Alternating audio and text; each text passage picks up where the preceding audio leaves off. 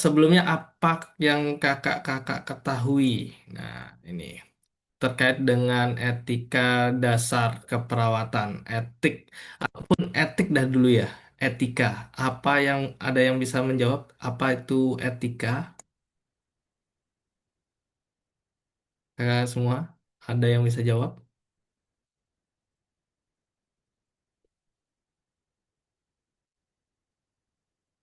Mari kakak semua, apa yang disebut dengan etika? Karena ini berkaitan banget ketika kakak-kakak akan melakukan suatu tindakan. Nah, baik itu tindakan keperawatan maupun tindakan yang menyelamatkan nyawa dari pasien itu sendiri, pasien itu korban. Kamade izin jawab boleh? Ya, silakan Kak Ismi. Karate, Kak. Oh, karate. Iya, silakan karate. Sorry. Eh, Intinya etik keperawatan itu setahu saya kayak prinsip-prinsip moral yang mengatur praktik keperawatan, Kak, seperti menghormati hak pasien, memberikan perawatan yang berkualitas. Itu aja. Oke, terima kasih. Oke, prinsip moral ya.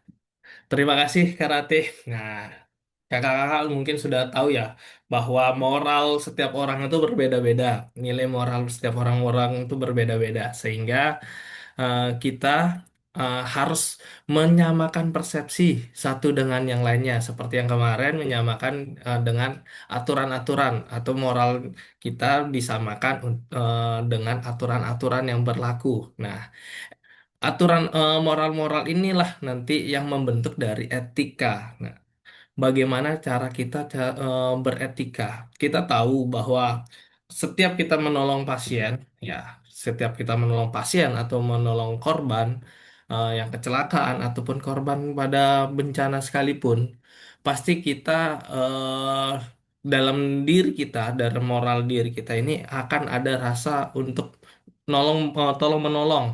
Nah, tidak mungkin mungkin saja kemanusiaan itu akan rasa cuek ya, acuh tak acuh mungkin, tapi sebagian besar pasti rasa keinginan untuk menolong korban itu sangat tinggi ya. Bukan hanya itu, apalagi kita tinggal di Indonesia ya, dengan nilai moral saling tolong menolong itu sangat tinggi. Nah, di sini kita akan membahas terkait dengan etika dan legal. Bagaimana kakak-kakak untuk moralnya kakak-kakak untuk melakukan tindakan keperawatan di kegawat daruratan maupun apa saja aspek-aspek legalitas kita yang nantinya kita dapat perjuangkan, ya, perjuangkan ketika kita menangani suatu masalah. Mungkin kakak-kakak juga sudah sering dengar waktu kemarin, ya, kemarin ada mungkin ada sebulan atau 2 bulan yang lalu terkait dengan ada seorang polisi, ya, bukan polisi ya, ya benar seorang polisi yang apa namanya terkena jambret, tetapi orang-orang sekitar itu tidak menolong, ya. Kenapa tidak menolong? Karena ada rasa ketakutan terhadap yang sebelumnya.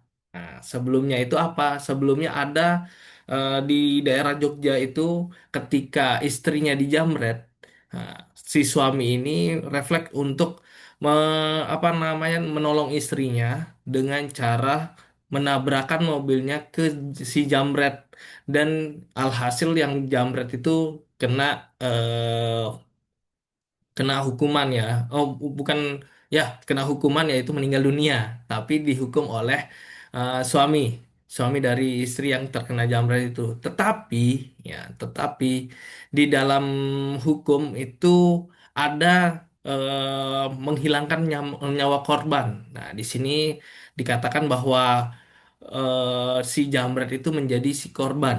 Nah, begitu. Jadi kita harus tahu, paham dasar-dasar dari bagaimana kita bertindak. Nah, itulah ya, kita harus tahunya legal kita sebagai tenaga kesehatan, khususnya di keperawatan ini, bagaimana legal kita untuk menolong korban, apalagi di saat kegawat daruratan. Hmm. Nah, beberapa tujuannya banyak sekali, juga ada kasus, berbagai macam kasus itu yang kakak-kakak mungkin ketahui. Ketika menolong, kita sudah bersusah payah menolong korban sampai korbannya meninggal dunia, dan kita juga di punishment atau dihukum, bahwa kita melakukan kelalaian atau melakukan hal yang tidak pantas, ataupun yang kemarin ada kasusnya, eh, seorang perawat melakukan hal-hal yang tidak senonoh kepada eh, pasien. Apakah itu benar-benar tidak senonoh, ataupun itu memang sudah legal, ataupun sudah berdasarkan dengan etika keperawatan.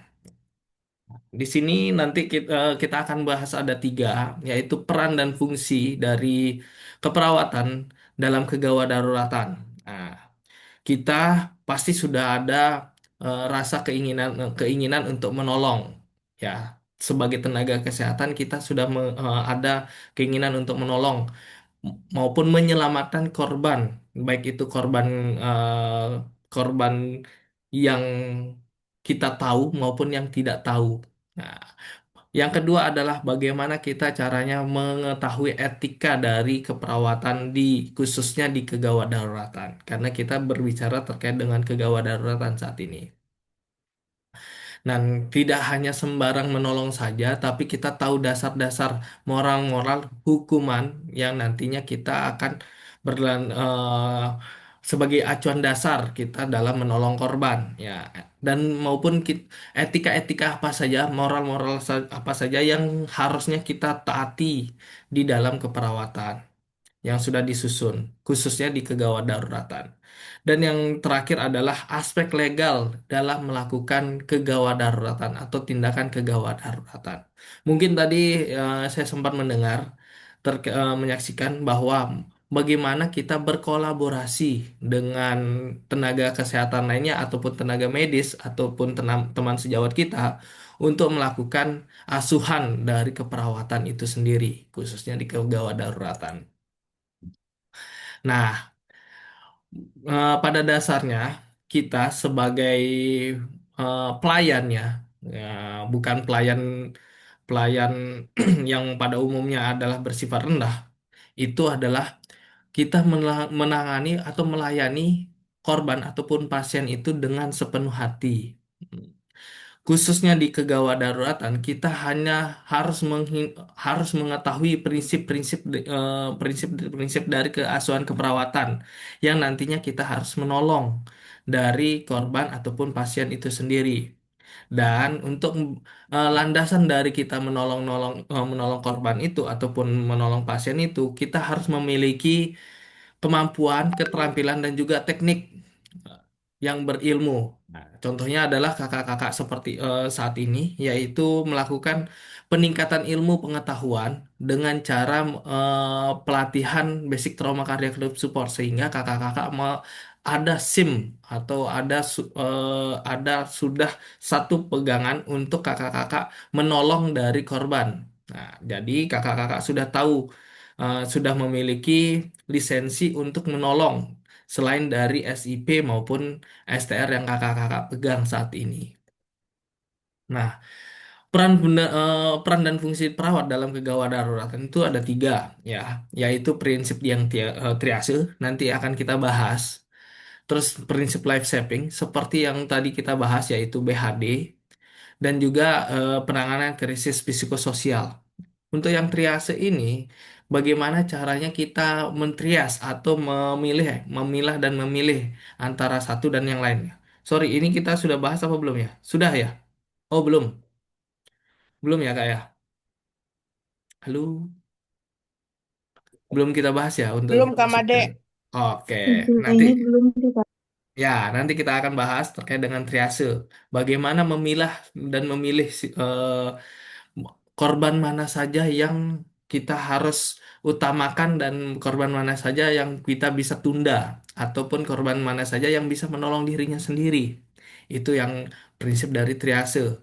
Dan juga bagaimana kita prinsip dari life saving. Nah, setelah kita sudah mentriase atau mengkategorikan korban apa saja yang dapat kita kelompokkan, yang mana kita itu harus didahulukan karena itu benar-benar mengancam nyawa. Nah, itu kita harus benar-benar melakukan kompetensi kita. Kakak-kakak di sini ketika kakak-kakak sudah lulus dari BTCLS ini, kakak-kakak sudah kompeten dalam melakukan life saving ya. Dan juga mencegah dari kecacatan itu sendiri. Tapi kakak-kakak harus ingat bahwa di triase itu juga ada namanya eh, korban yang tidak perlu sama sekali walaupun dia sudah sangat parah, tetapi kita harus mendahulukan korban yang benar-benar bisa berpotensi tinggi untuk hidup. Itu yang kita harus ingat ya Kak ya. Dan juga prinsip peran perawat dalam kegawat daruratan yang ketiga adalah penanganan krisis psikososial. Nah, mungkin di sini tidak banyak orang-orang yang memberikan dampak dari ini krisis psikososial.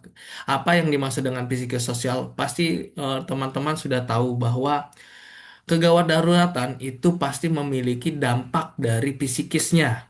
Nah, psikisnya yaitu dampaknya seperti denial atau ketidak apa namanya denial itu ketidakmampuan untuk bahwa ketidakpercayaan bahwa dia itu menjadi korban di dalam suatu kebencanaan misalnya itu denial, ada itu juga tahap bergening, ada tahap depresi mungkin itu kakak-kakak harus mengetahui dari sisi psikisnya dan juga menolong dari psikisnya dan juga kakak-kakak harus menolong dari sosialnya. Nah, menolong dari sosial ini bukan bukan berarti kakak harus 100% ya berperan dalam sosialnya, tetapi bagaimana kakak berperan untuk eh, ada di dalam krisisnya dia, krisis krisis dalam arti kebencanaannya itu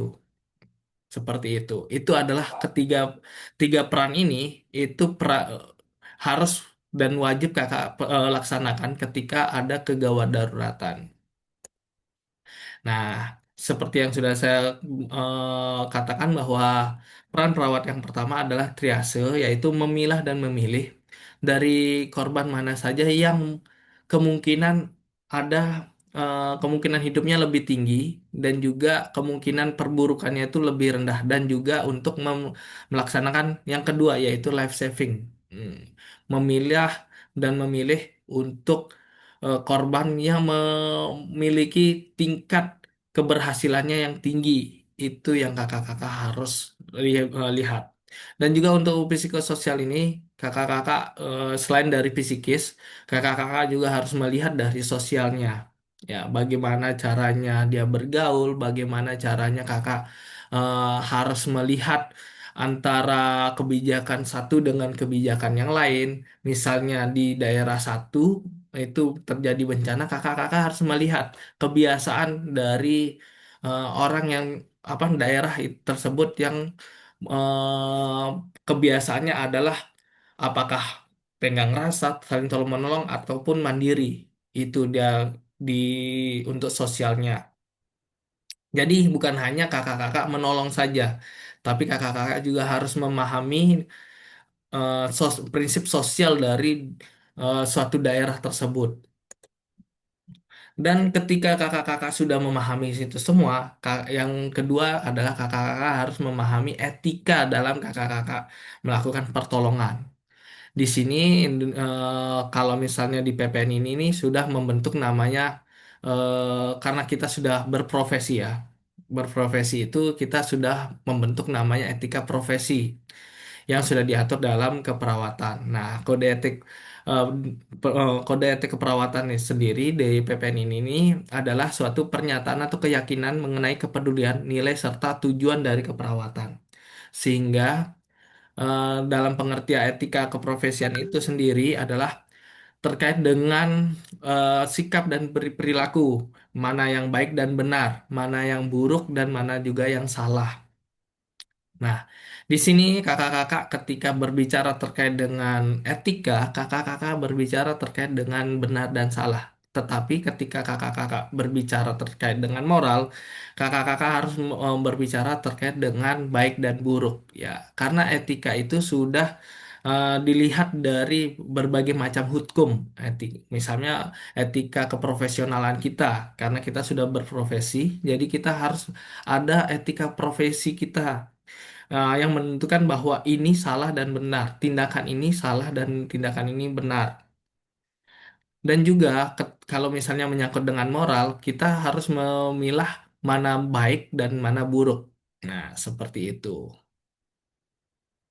Nah, kalau misalnya kode etik itu terproses dari membentuknya suatu kondisi profesional, prinsip etis yang merelevansikan suatu profesi dengan profesi yang lainnya. Dan kita itu sudah ada 5 pokok etik ya. Yang pertama adalah bagaimana kita beretika kepada perawat dengan klien, dengan bagaimana kita beretika, eh, bagaimana kita beretika dari perawat dan juga tempat kita praktek ataupun instansi kita. Bagaimana kita beretika dari perawat dan juga masyarakat, bagaimana kita beretika dari perawat dan juga teman sejawat, seperti teman sesama dokter atau sesama sesama perawat ataupun sesama dokter ataupun sesama tenaga profesi teman sejawat yang lainnya, tenaga kesehatan yang lainnya. Dan juga yang terakhir, bagaimana kita beretika itu dengan perawat dan juga profesi yang lainnya, keprofesionalan kita. Ya.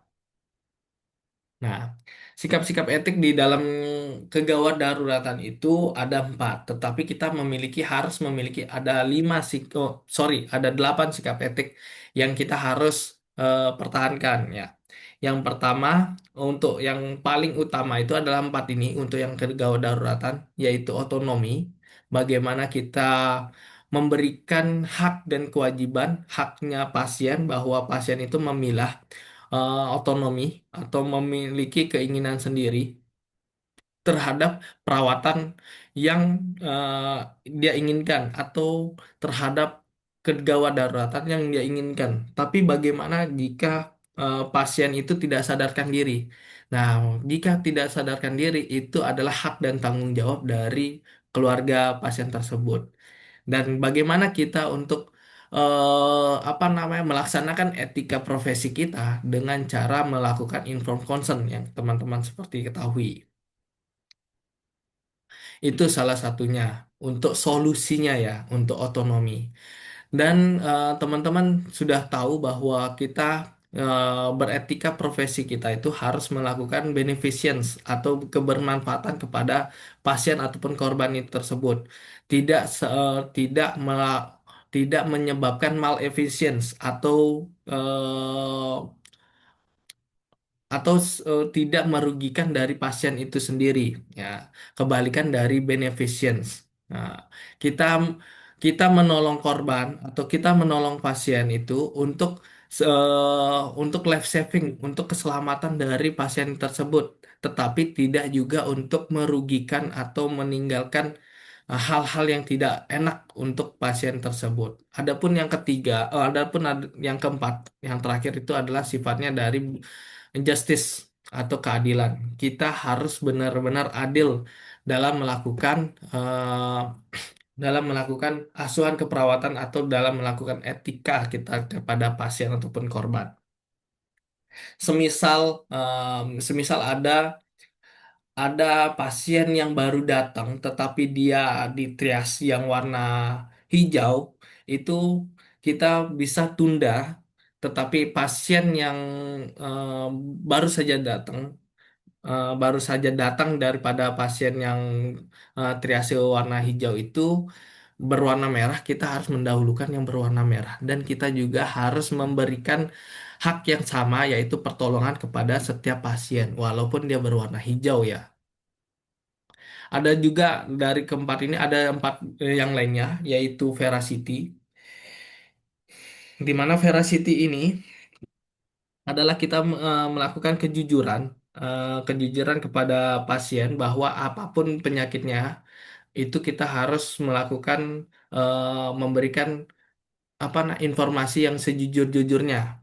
Tetapi bagaimana Kak kalau misalnya dia ingin merahasiakan ya. Nah, disinilah letaknya ada fidelity atau sifat sifat ke oh sorry, fidelity itu adalah sifat yang menepati janji. Menepati janjinya itu seperti misalnya dia ingin merahasiakan kepada korban, kepada keluarganya, kita juga harus menepati janjinya, ya. Tetapi bagaimana kalau misalnya keluarga korban juga berhak, itu keluarga korban juga berhak mengetahui dari penyakit pasiennya tersebut, apalagi penyakitnya itu penyakit yang menular, seperti itu. Misalnya itu adalah dilema etiknya. Nah, teman-teman bisa juga mendiskusikan kepada pasiennya apa saja nanti yang akan terjadi bila dia merahasiakan ke keluarga pasiennya. Teman-teman harus benar-benar aktif di sini, di etiknya ini. Kalau misalnya di kegawat daruratan ini hanya empat ini, tetapi kalau misalnya di keperawatan sendiri ataupun pada kesehariannya ada dilema etik seperti merahasiakan itu, teman-teman bisa mendiskusikan kepada pasien ataupun keluarga pasien. Ya, misalnya keluarga pasien tidak ingin memberitahu kepada pasien terkait dengan penyakitnya, karena dia nanti bisa gampang stres, misalnya seperti itu. Ataupun pasien tidak ingin memberitahu penyakitnya ke keluarganya karena penyakitnya misalnya itu adalah penyakit yang dikatakanlah yang menjadi aib lah dalam sebuah keluarga. Itu teman-teman kalau misalnya menerima dilema etik seperti itu, teman-teman mendiskusikan kepada keluarga korban, keluarga pasien ataupun pasien sendiri dampak dari kerahasiaannya itu, dampak dari teman-teman tidak memberikan informasi kepada keluarga korban, keluarga pasien ataupun kepada pasiennya itu sendiri. Seperti itu. Nah,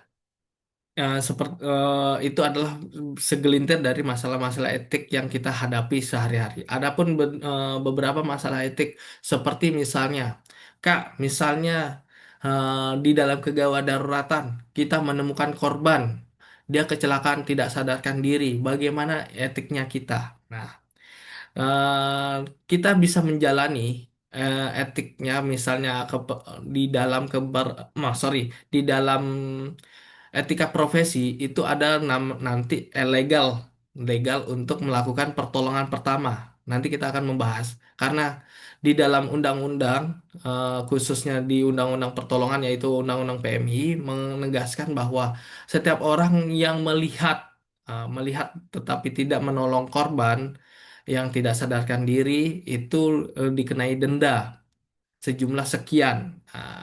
Gitu. Kalau misalnya terkait dengan korban yang tidak tidak sadarkan diri ataupun beberapa rumah sakit menerapkan atau undang-undang terbaru terkait dengan rumah sakit itu menegaskan bahwa korban harus ditangani terlebih dahulu, baru dia tangani terlebih dahulu semampu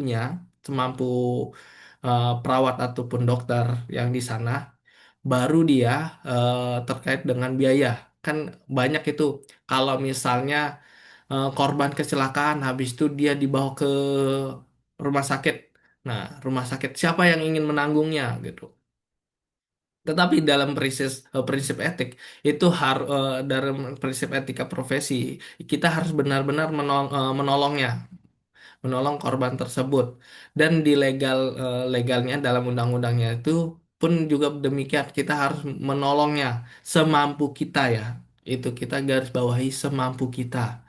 Misalnya kita mampunya hanya untuk memasangkan infus dan lain-lain, kita harus memasangkan infus. Ataupun kita hanya untuk misalnya dia tidak sadarkan diri dengan apa istilahnya itu ya. Kalau misalnya dia kita harus RJP, kita melakukan RJP itu sesegera mungkin gitu.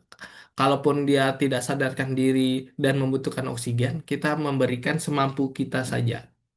Hmm. Nah, adapun legal dalam keperawatan itu, nah, legal ini berlandaskan dengan hukum-hukum ya, atau aturan-aturan yang berlaku. Di Indonesia sendiri sudah ada beberapa aturan terkait dengan kegawat daruratan.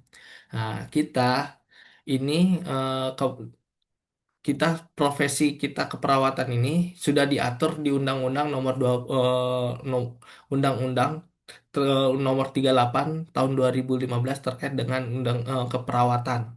Di situ sudah membahas terkait dengan jenjang dari keperawatan itu sendiri, apa saja yang harus dilakukan, misalnya diploma keperawatan atau D3, nurse keperawatan, nurse itu apa saja boleh dilakukan, dan juga nurse spesialis itu apa saja yang boleh dilakukan. Di situ sudah ada di dalam Undang-Undang Keperawatan. Silakan teman-teman untuk baca terkait dengan apa saja legalitas teman-teman di dalam keperawatan, di dalam pertolongan ataupun di asuhan keperawatan teman-teman itu termasuk dilegalkan sebagai apa saja. Nah, nah, fungsi dari hukuman keperawatan ini adalah untuk memberikan aturan atau tindakan dalam keperawatan yang mana yang sesuai dengan hukum. Ya, hukum ini dilihat dari moralnya masing-masing. Ya, dilihat dari moralnya masing-masing dan terbitlah suatu hukum. Nah, hukum-hukum inilah yang harus teman-teman taati dan teman-teman tidak boleh langgar sama sekali. Seperti itu. Dan juga apa namanya, undang-undang keperawatan sendiri atau undang-undang tenaga kesehatan sendiri, teman-teman, itu tidak membatasi teman-teman untuk bertindak, tetapi undang-undang keperawatan ataupun undang-undang tenaga kesehatan sendiri itu memberikan kewenangan teman-teman untuk melakukan tindakan-tindakan apa saja teman-teman yang bisa teman-teman lakukan secara mandiri ataupun kolaborasi. Dan teman-teman, yang ketiga adalah membantu mempertahankan dari standar. Nah, standar dari keperawatan atau asuhan keperawatan yang teman-teman jalankan sehingga teman-teman memiliki akuntabilitas, yaitu etika kedelapan, yaitu terkait dengan tanggung jawab teman-teman sendiri. Kita berprofesional, kita harus memiliki tanggung jawab tersendiri karena kita adalah profesi tersendiri. Nah, dasar-dasar hukum dalam melakukan tindakan keperawatan itu, di sini ada Undang-Undang Nomor 38 Tahun 2014 tentang keperawatan, dan juga Peraturan Menteri Kesehatan Nomor 47 Tahun 2018 tentang pelayanan kegawat daruratan, ataupun ada juga undang-undang yang lama, yaitu terkait dengan Undang-Undang PMI atau Palang Merah Indonesia terkait dengan sistem penolongan pada eh, korban korban yang membutuhkan pertolongan. Dan undang-undang ini akan terus dikembangkan sehingga ada undang-undang yang terbaru. Mungkin teman-teman sudah melihat, yaitu Undang-Undang Nomor 17 Tahun 2023 terkait dengan terkait dengan tenaga kesehatan. Baik. Ya, di sini ada yang tahu terkait dengan Undang-Undang Tenaga Kesehatan? Ada yang sudah pernah baca? Mungkin? Halo, ada yang sudah baca Undang-Undang Nomor 17 Tahun 2022 apa 2023 di sini? Kakak-kakak, Kak April, Kak Lucy, Kak Nining, apakah sudah pernah baca? Belum, Kak. Oke, baik. Kita bahas dulu ya terkait dengan undang-undang di keperawatan. Bagaimana kita melakukan pertolongan pertama dan bagaimana kita secara legal kita mampu, ketika kita mampu melakukan pertolongan, kita harus melakukan pertolongan itu sesegera mungkin. Yang pertama terkait dengan praktek keperawatan. di Undang-Undang Keperawatan itu sudah mengatur terkait dengan praktek keperawatan. Nah, praktek keperawatan ini teman-teman harus tahu bahwa teman-teman harus memiliki STR dan juga SIP. Nah, kemarin sudah dibahas terkait dengan SIP. Bagaimana kalau misalnya saya SIP-nya belum memiliki SIP, tapi saya ingin melakukan apa namanya tuh praktek keperawatan. Nah, itu bisa teman-teman ajukan ke dinas pendapatan modal. Nah, teman-teman bisa ke sana untuk melakukan atau mengaktifkan terkait dengan praktik mandiri keperawatan. Nah, teman-teman bisa diskusikan di dinas penanaman modal tersebut di tempatnya teman-teman atau kakak-kakak eh, diami saat ini. Nanti di sana kakak-kakak bisa di apa namanya? Istilahnya itu ya, dibimbing untuk melakukan praktek mandiri keperawatan karena kita sudah ada undang-undangnya untuk melakukan praktek mandiri keperawatan. Nah, karena kita berbentuknya profesi sehingga kita dapat melakukan asuhan keprofesionalan asuhan keperawatan itu dengan profesional. Ingat, tetapi tetap akuntabilitas atau rasa ke eh, pertanggungjawaban teman-teman itu harus benar-benar bertanggung jawab atas asuhan yang teman-teman berikan kepada pasien. Ya, nah di sini yang Undang-Undang Nomor 38 itu juga jelas terkait dengan delegasi dan juga mandatori. Nah, di sini delegasi itu bisa ke sesama perawat, bisa juga antar profesi. Hmm. Contohnya adalah ke sesama perawat, misalnya nurse ke diploma ke perawat diploma, misalnya gitu seperti itu, atau perawat vokasi. Itu bisa melakukan delegasi.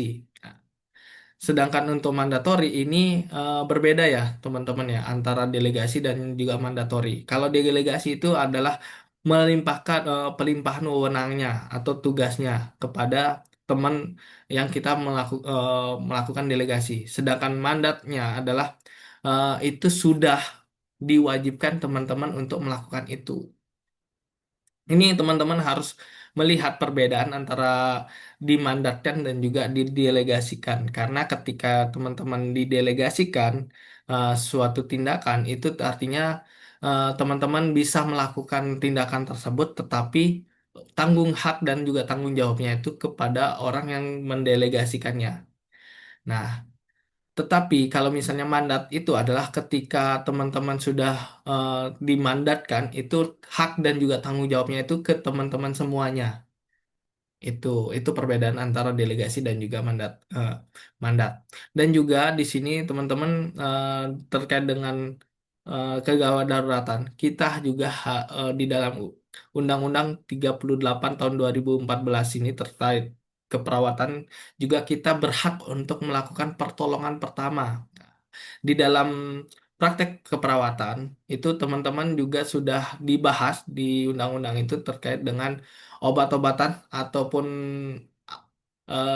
obat-obatan emergensi apa saja yang teman-teman butuhkan untuk yang tersedia di dalam di dalam praktek dalam keperawatan itu sendiri. Nah, selanjutnya terkait dengan wewenang dari eh, dari keperawatan di Undang-Undang Nomor 38 tahun 2014 itu di pasal 30 teman-teman sebagai tenaga kesehatannya itu perawat itu berkewenangan untuk melakukan asuhan keperawatan ya sesuai bidangnya. Misalnya di vokasi tetap melakukan asuhan keperawatan, tetapi jatuhnya adalah seperti pendelegasian, Nah, pemberi asuhan keperawatan. Tetapi kalau misalnya di pasal 32 itu terkait dengan pelimpahan wewenang dan juga delegasi. Ya, itu sudah dibahas di pasal 32 dan juga di pasal 35 itu terkait dengan bagaimana teman-teman atau kakak-kakak sekalian ini bagaimana untuk melakukan tindakan yang segera yang mengancam nyawa dari pasien atau korban untuk melakukan tindakan sesegera mungkin untuk life savingnya, menyelamatkan korbannya.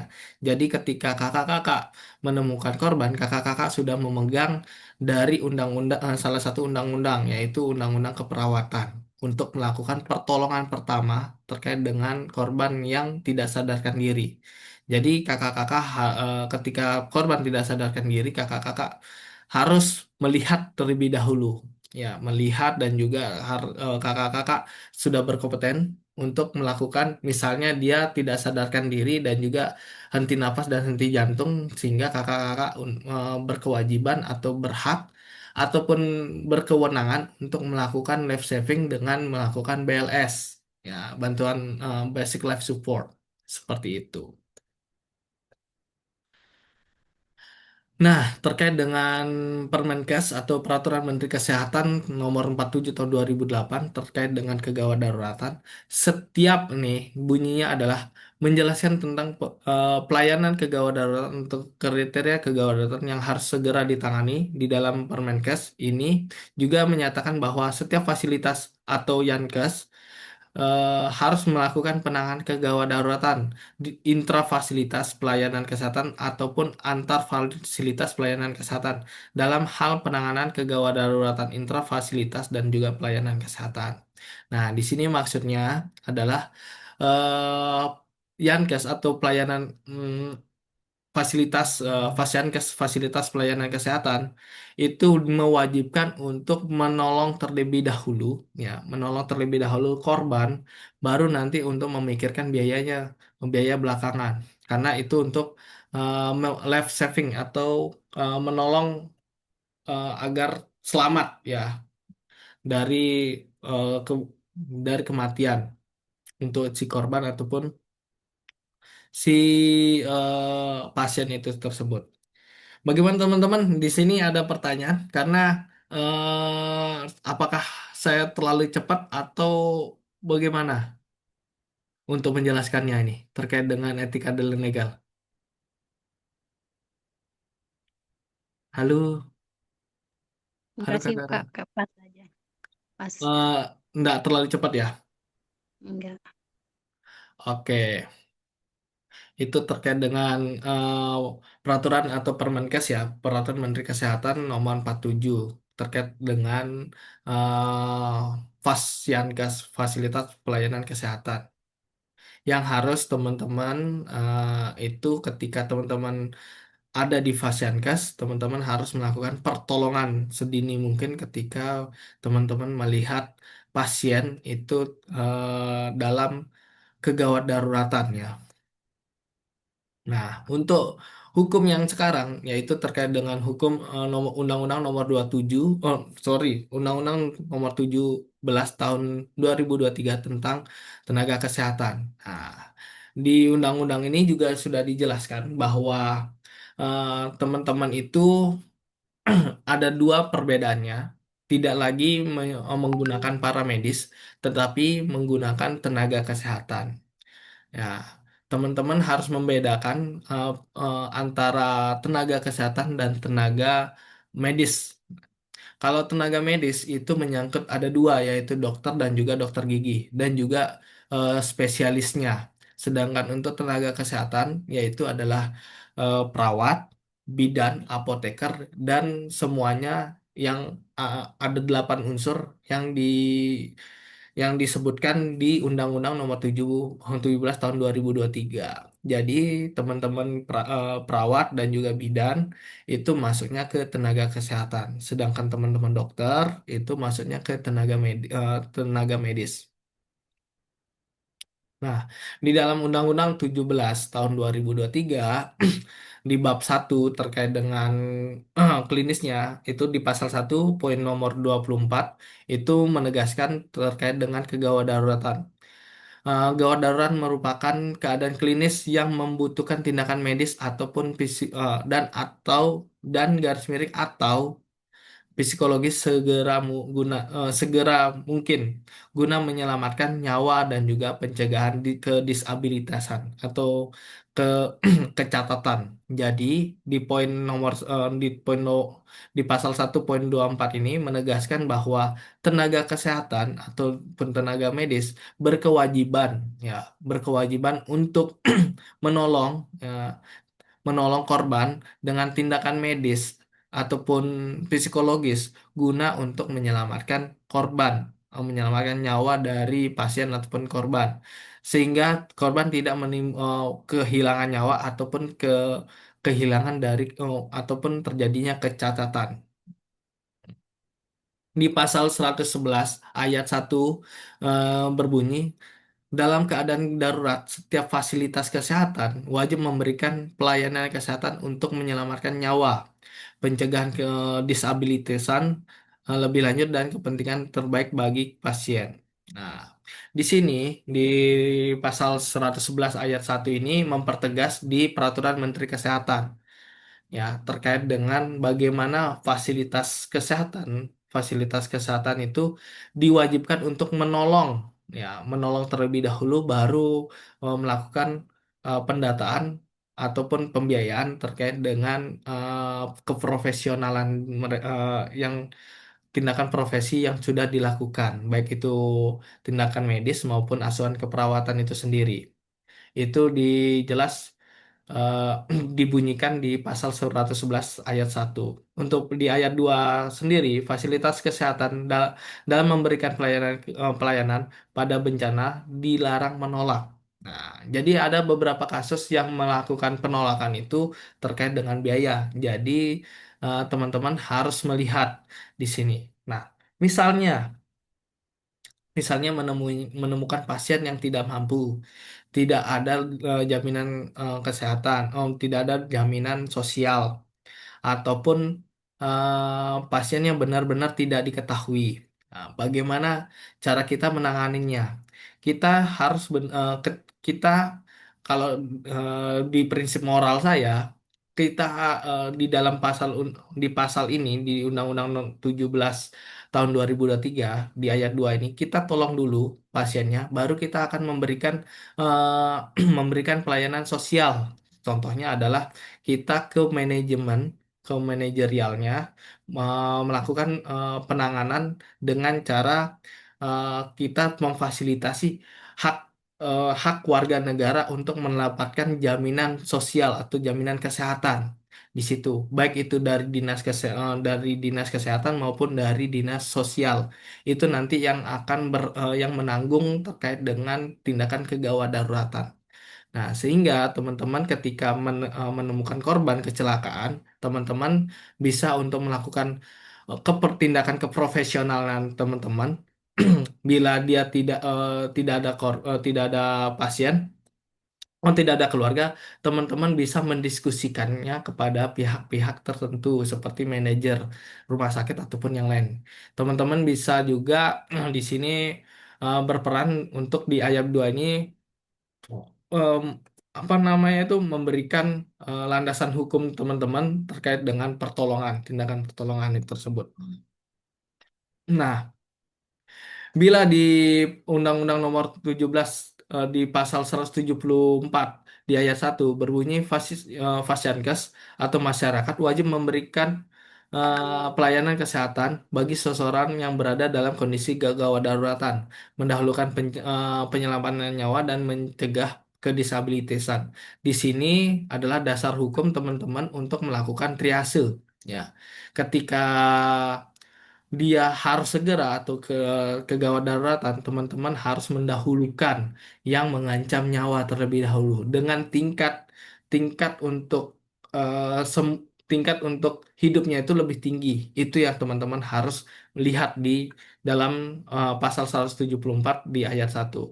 Di pasal 238 mengatakan bahwa tenaga kesehatan eh, mengatakan terkait dengan mengenai tenaga kesehatan darurat bencana. Nah, di sini seperti yang kemarin sudah dibahas bahwa pemerintah kita di tahun 2024 atau 2025 itu sudah menerbitkan tenaga cadangan kesehatan, TCM namanya. Teman-teman bisa cari itu di Google untuk sebagai volunteer ataupun sebagai relawan untuk misalnya terjadi kebencanaan, teman-teman bisa untuk mendaftarkan diri sebagai relawan di TCM atau tenaga cadangan tenaga cadangan TCK, sorry, tenaga cadangan kesehatan di sana. Silakan teman-teman daftar karena di sana adalah eh, sebagai landasan hukum dari Menteri Kesehatan untuk menerapkan EMT namanya, Emergency Medical Team. Nah, di situ nanti tenaga dari Menteri Kesehatan itu atau dari Kementerian Kesehatan itu membentuk tim untuk menanggulangi kebencanaan. Contohnya waktu kemarin yang di banjir di Sumatera itu sudah sudah apa namanya tuh sudah Menteri Kesehatan atau Kementerian Kesehatan itu sudah menurunkan 4 batch ya, 4 batch untuk melakukan tindak penanggulangan bencana dengan orang-orang yang terpilih itu adalah orang-orang yang terafiliasi atau sudah mendaftar di TCK atau Tenaga Cadangan Kesehatan seperti itu. Nah, di Undang-Undang di pasal 258 sendiri juga teman-teman harus meningkatkan tenaga kesehatan maupun tenaga medis harus meningkatkan kompetensi yang sudah yang diselenggarakan oleh pemerintah pusat dan atau lembaga pelatihan yang terakreditasi oleh pemerintah pusat. Jadi di sini kami Emergency Medical Training di situ sudah terakreditasi oleh Kementerian Kesehatan sehingga kami juga memfasilitasi teman-teman untuk meningkatkan kepengetahuan dan juga meningkatkan kompetensi teman-teman untuk dapat meningkatkan kesejahteraan atau kesehatan di masyarakat itu sendiri. Nah, di pasal 275 mengatakan bahwa tenaga medis dan tenaga kesehatan wajib memberikan pertolongan pertama pada pasien dalam keadaan gawat darurat dan atau bencana. Di sini teman-teman di sekali lagi diulangi nah, di apa namanya undang-undang sebelumnya ataupun peraturan Menteri Kesehatan sebelumnya itu teman-teman wajib untuk melakukan pertolongan pertama pada pasien yang gawat darurat. Nah, bila teman-teman itu melanggar etik, ya, melanggar etik itu ada 3 sanksinya, yaitu sanksi ringan, sanksi sedang, dan juga sanksi berat. Pelanggaran etik itu banyak jenisnya. Salah satunya adalah ketidak memilikinya STR ataupun SIP dalam melakukan penanganan kegawat daruratan. Nah, teman-teman di sini juga kalau misalnya tidak memiliki STR atau SIP dan menangani kegawat daruratan, teman-teman juga bisa beralih ke undang-undang terkait dengan PMI, terkait dengan pertolongan pertama. Pertolongan pertama pada kegawat daruratan, teman-teman bisa sebagai dalih ataupun sebagai dasar yang kuat teman-teman untuk menolong korban tersebut. Nah, untuk etika sendiri, sanksinya ada 3 ini, yaitu kalau misalnya sanksi pelanggaran ringan, itu adalah berjanji untuk tidak mengulangi lagi dan juga meminta maaf. Ini untuk yang sanksi yang ringan. Kalau sanksi yang sedang, ini sudah melakukan apa namanya melakukan surat pernyataan bahwa tidak akan mengulangi lagi. Itu perbedaan antara sanksi ringan dan juga sanksi berat. Dia meminta maaf juga, tetapi juga membuat surat pernyataan bahwa dia tidak akan apa namanya tuh mengulangi kesalahan yang sama. Dan untuk yang terakhir adalah sanksi pelanggaran berat, yaitu teman-teman diharuskan dicabut dari SIP-nya selama 3 bulan, ataupun ataupun dicabut SIP-nya dengan tenggat waktu yang belum bisa ditentukan terkait dengan pelanggaran etiknya teman-teman bila berat. Nah, pelanggaran etik yang berat ini contohnya adalah adalah malpraktek ya. Teman-teman melakukan malpraktek yang sudah diatur di dalam undang-undang yang sebelumnya, undang-undang tentang keperawatan. Nah, ketika teman-teman melakukan tindakan di luar dari kewenangan teman-teman, itu sudah melakukan malpraktek dari tindakan dari dari dan menyebabkan sanksi pelanggaran yang berat. Itu dia. Oke, itu saja dari saya. Ada pertanyaan dari teman-teman terkait dengan legal etik keperawatan, khususnya di keperawatan kegawat daruratan.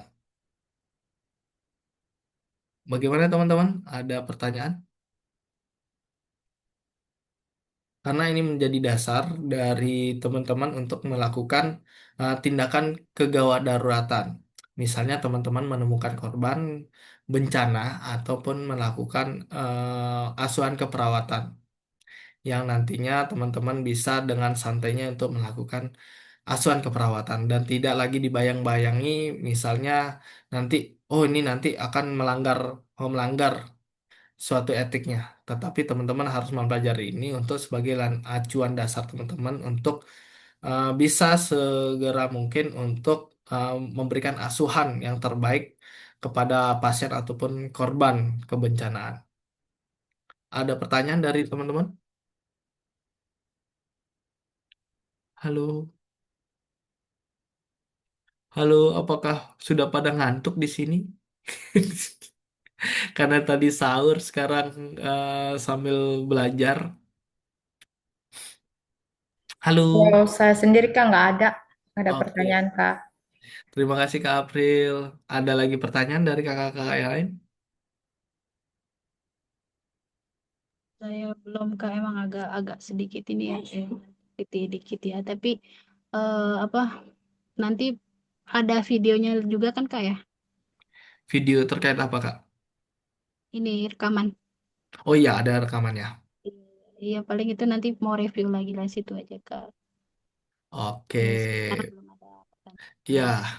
baik kalau begitu. Kalau misalnya tidak ada pertanyaan, jadi closing statement dari saya teman-teman di sini harus harus tahu ya aturan-aturan apa saja tuh yang teman-teman wajib lakukan dan teman-teman yang harus hindari untuk menghindari dari malpraktek atau eh, atau nanti menyebabkan pasien walaupun kita sudah melakukan yang seoptimal mungkin tetapi belum tentu keluarga pasien itu melihat kita sudah melakukan seoptimal mungkin.